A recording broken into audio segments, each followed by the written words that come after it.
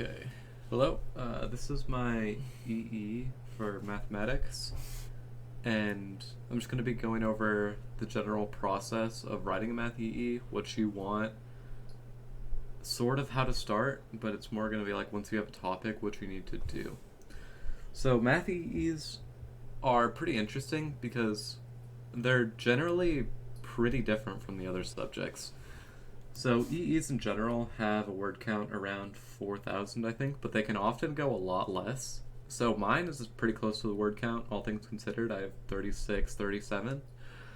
But I've seen math EEs that go as low as 2,000 or so, and that one got a B. So, I mean, you can get a good grade while writing relatively little.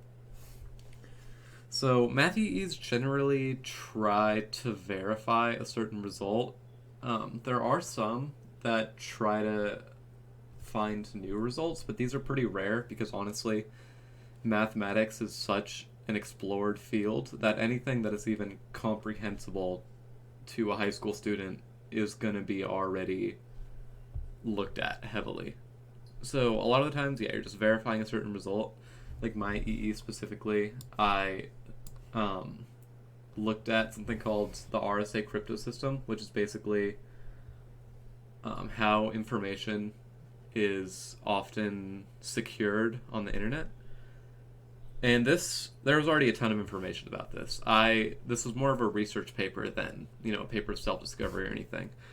I read another EE that was about a Rubik's Cube and trying to figure out how many different ways there are that a Rubik's Cube could be, what's the word, like permutated or oriented, not orientated, but yeah, like how many different color combinations the Rubik's Cube would have, like how many different positions, that's the word, positions, right?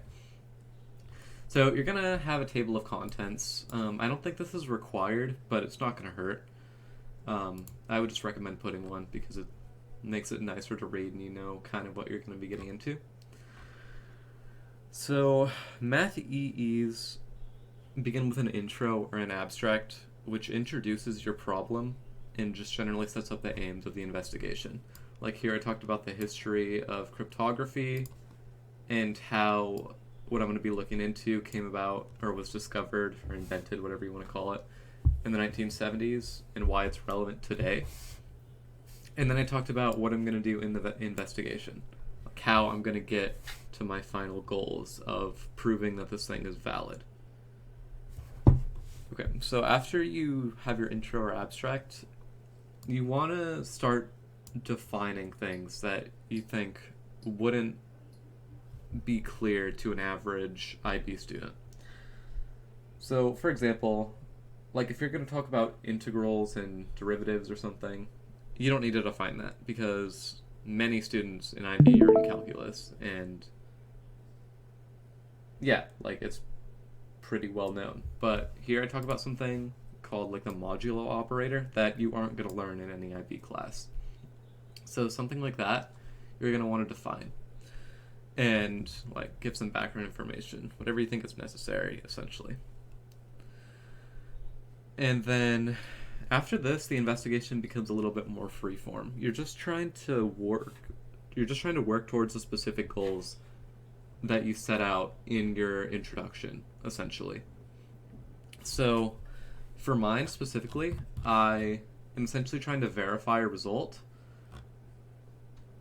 So my goals are to build up to that result by going through the tools that you would need to get that result. Like the tools being the theorems, the concepts, everything that you would need to get to your specific result. So here I do that by, again, introducing these terms, and then I have a proof that would be necessary to do the RSA cryptography that I talked about earlier. And I bring in something called Euler's totient function, and then I go into the main part of the paper, or sort of the main part. I talk about going through the RSA cryptography process. So I list out the steps, and I go through that. But then I show that this is sort of valid or I don't show that it's valid, I'm sorry. I show the process. And then I show why you would need the tools that you need to do certain stuff. So, for example, I get to this step right here, and then I introduce something called Euler's theorem, which is needed to prove the validity of this step. So, essentially, with a math EE, you just want to make your intentions clear, so everyone who's reading knows why you're doing what you're doing and what you're trying to accomplish. That's the main thing with the math EE. And then, yeah, you just go through this process. It's basically more of the same for the rest of this EE, except for the conclusion. I just go through the tools that you need.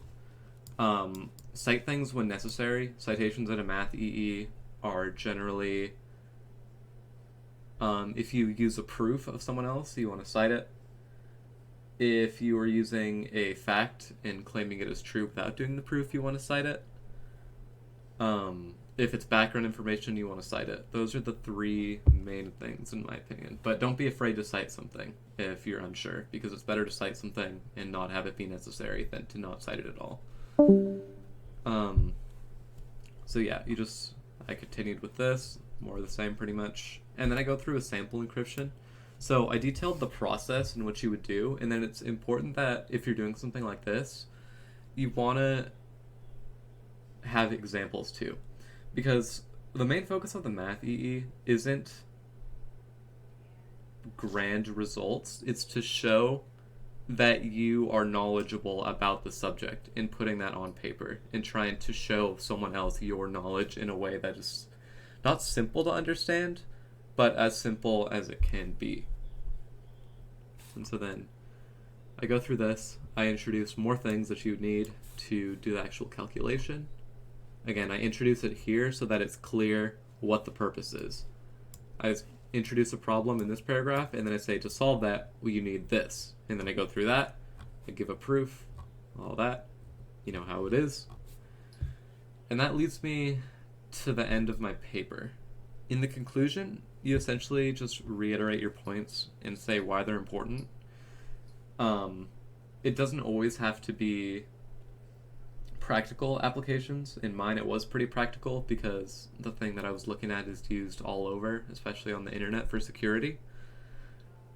But one of the categories for the math EE, if I recall correctly, is about the beauty of mathematics. So you can write a paper that doesn't have a practical application, but is just about something that interests you, essentially. Honestly, the hardest part of the math EE for me was finding the right topic. Something that was complicated enough to write, a few thousand words on, but was simple enough for me personally to understand, and also to write in a paper where your average grader isn't, going to be a doctor at mathematics or anything like that. So once you find your topic, which you can do just by, reading example EEs that you find online. You can look up like mathematics IA topics. You can write about IA topics since the math EE is essentially just a longer math IA. You can just look up like mathematics high school topics in general, or like more advanced, maybe undergraduate topics, something like that. But once you find your topic and you get going, honestly, the work just starts to flow, at least in my experience. I know it's, it's said all the time, but just try not to procrastinate, because once you, at least get a start. Once you get a start, it's so much easier to keep going than just to put it off. So, yeah. Math EE is pretty simple. You're just working towards a goal. Oftentimes that goal is something that's already out there. So it's, in my opinion, easier than other EEs in that respect. But yeah, if you decide to do a math EE, which I would recommend because it's super interesting in my opinion, but I might just be like a math nerd, I don't know. But go for it if you want to. It was honestly a lot of fun.